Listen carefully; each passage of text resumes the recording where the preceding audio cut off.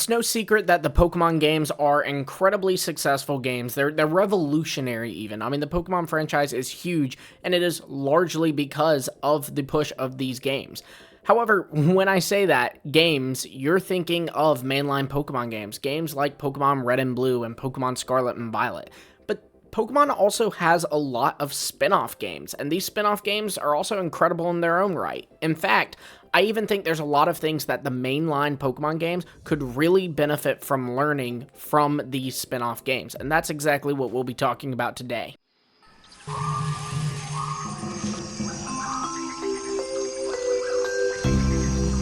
Welcome back to the post where we talk about all things Pokemon. You already know what we're talking about. The things from Pokemon's side games, their spin-off games that need to be in the mainline games. When we say a spin-off game too, what we're talking about is the games that just don't fall in that traditional Pokemon kind of playstyle where you're catching and battling Pokemon. These would be things like Pokemon Ranger, Pokemon Mystery Dungeon, and Pokemon Snap, those kinds of games. So going right in with Pokemon Mystery Dungeon, the emotional weight that these games have need to be something we see in the Pokemon franchise.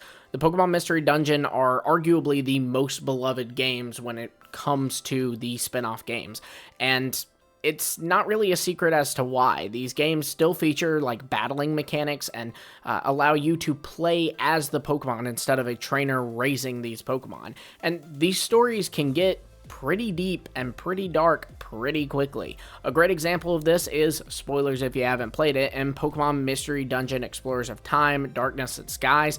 You ultimately will have to defeat Dialga and its primal form, not that primal form, but a primal form. It's a different thing, and it's not even primal in Japan. It doesn't matter. The point is that you have to defeat this Dialga, and once you do, you disappear. The story's over. And this is such a emotional, just tearjerker of an ending to this story. And you kind of know it's coming too. Like it's built up throughout the game that you know you can't stay like this forever, but it's still that emotional tension of building that up and you kind of knowing it's coming and then ultimately paying it off with you seeing your partner Pokemon crying. It's rough.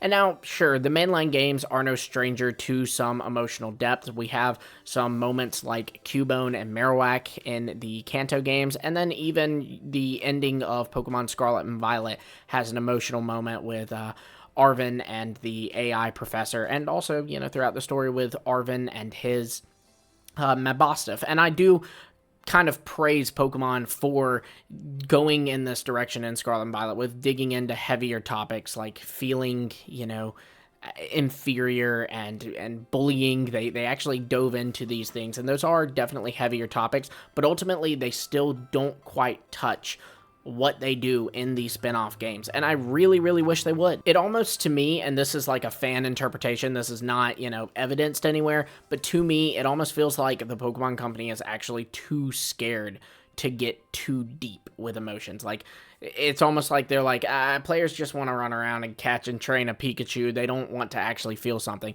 But ultimately, feeling something for these games will make you love these Pokemon more, will make you love these characters more, which will in turn sell more games and also sell more merchandise and all this stuff. So it just makes sense to do that. Anytime Pokemon does something deep, it tends to trend and it tends to be well received. So just don't shy away from it. Be like Mystery Dungeon and just give us that emotional depth. Next up, we have the storytelling and the world building and the lore that we see in Pokemon Ranger. Pokemon Ranger is a really fun game because it kind of is very connected to the mainline games. With Pokemon Ranger and Pokemon Ranger Shadows of Almia, you actually have direct connections to the mainline games. With in Pokemon Ranger, you being able to get the Manaphy egg and send it to your Pokemon Diamond or Pokemon Pearl, which was ultimately how you got Manaphy back in the day. And then with Shadows of Almia, you were able to get like the Aurasphere Riolu, and there might have been other events, I don't really remember, but the Aurasphere Riolu is definitely like the most well-known of those.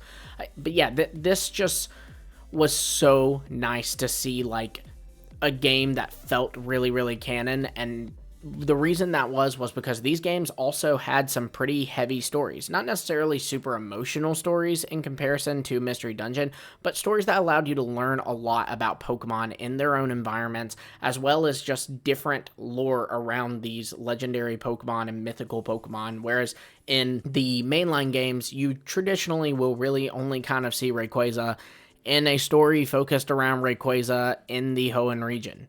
But it's cool to kind of instead get to see some story about Rayquaza or about Darkrai or about Dialga and Palkia in the context of other regions, because it allows you to learn more about those Pokemon in other regions and the cultures there. Furthermore, Ranger has many like side missions that you can do, which not only help you learn again about the Pokemon, but ultimately have an impact on the world that you're playing in. And I think that's one thing that Pokemon games are really, really missing, is that feeling of impacting the world, the feeling of seeing something that you're doing impacting the environment. And Pokemon, again, is no stranger to this. In Legends Arceus, they did kind of play around with this a little bit more. There were side missions, and there were things that you could do that would impact Jubilife Village, so you'd get to see that. But I'm talking on a bigger scale, not just the little village, but just the whole entire world being impacted by your actions, and learning more about things through that. This needs to make its way into the mainline games, because again, while it is in Legends Arceus, I'm ultimately like kind of half not wanting to consider that, because Legends Arceus and Legends ZA are both kind of kept so separately. They play so differently. Even though they are mainline games, they play so differently from the traditional mainline games like Red and Blue, Scarlet and Violet, and I really think some of that stuff needs to go over to there. Next up, we have the Pokemon interactions from New Pokemon Snap. And the first Pokemon Snap, but I do think New Pokemon Snap does it a little bit better just because the technology is more up to date. But in New Pokemon Snap, you again get to learn so much about these Pokemon by seeing them in their environments. And whereas in a lot of Pokemon games, you just kind of will see the wild Pokemon and it'll be standing there, and the most personality you really get from it is like some Pokemon will run away from you scared, or some Pokemon will aggressively attack you. Like, little differences there, but seeing them interact with each other, right? Like seeing a Pidgeot catch a Magikarp, seeing Torterra defending Pichu and Scorbunny from a Dodrio. Things like that, I think, need to make its way into the games. And they've kind of done some of this with Seviper and Zangers, but it's just not enough. I feel like we're just barely scratching the surface. And I feel like these games would feel a lot less empty and a lot less soulless if they had Pokemon feeling more alive like that, because that's ultimately what it does, is it gives the Pokemon a lot of life and character, and that makes the world feel a little less dull and less like a simulation. Now, next up, I'm actually going to take a very deep cut from the Pokemon franchise, and this is Pikachu's Adventure in PokePark for the Wii. Now, in this game, one thing that you could do is you could have Pikachu learn from a Primeape Irontail. No, I'm not going to get into how Primeape uses Irontail. We're not going down that route. But the point is that you can have Pikachu learn Irontail from this Primeape, and then ultimately you can even go back and get it upgraded. And I really like the idea of this kind of move mastery. And this is, again, something we kind of saw in Legends Arceus, but I want to work for it, right? Like, instead of just, gathering items and giving the items to a Pokemon that ultimately makes its move mastered or whatever it might be, I think it would be fun to actually work with the Pokemon on that move to master that move. It makes me think of like in the anime when we see Ash having to kind of teach his Pokemon how to perfect a move, like having to have Oshawott open its eyes underwater so it can use Aqua Jet, having to help Scraggy learn how to land his Focus Blast, and Gibble not hit Piplup with a Draco Meteor every time he uses it. Things like that I think go a long way. Ultimately this game is about catching, raising, and training Pokemon, and I think a big part of that should be mastering their moves and not just mastering their level and getting them to evolve. I really think that this could be fun. This is also something they could work into EVs and IVs, making it a thing that's a bit more interactive, and I actually have to work with the Pokemon to build those up. Like, honestly, Super Training was a really nice way to do that. At the end of the day, I guess, while I'm saying that out loud, I don't really think they should do that with EVs and IVs, because it's hard enough to get your Pokemon there as is, and that's kind of necessary for competitive battling. But with move mastery through the playthrough, I think that could be a lot of fun. And then maybe, in the post game, there's some item you can get, just go ahead and master it. But throughout the game, you have to work to master those moves, because ultimately you do need a fast way for players to do it for, competitive, but make me have to beat the game to do that first. And if I want to do it during the game, I have to put in work.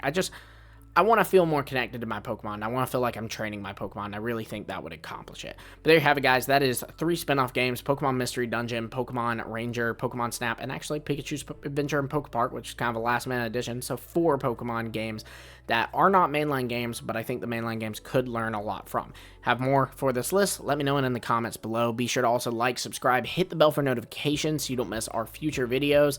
And until next time, I will see all of you later.